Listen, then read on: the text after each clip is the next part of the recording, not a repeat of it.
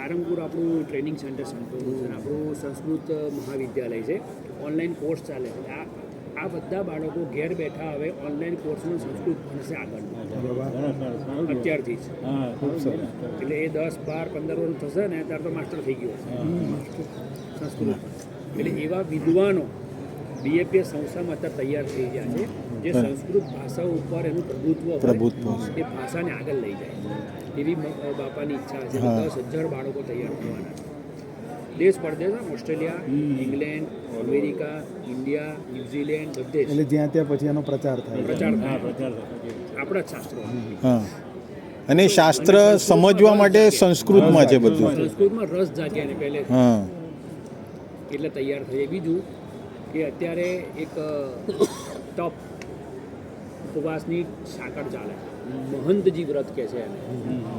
મોહનસિંહ મહારાજ જ્યારે યુવકમાં હતા ત્યારે એમના ગુરુ હતા યોગીજી મહારાજ.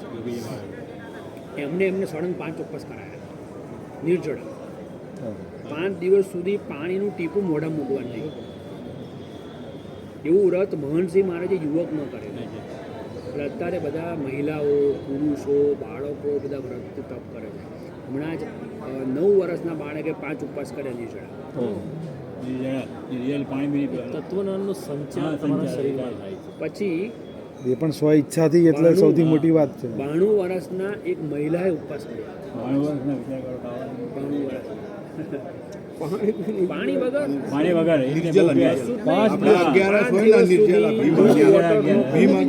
પાણીની તો અન્ન ક્યાંથી? આપણે બી વર્ષમાં 1 વર્ષમાં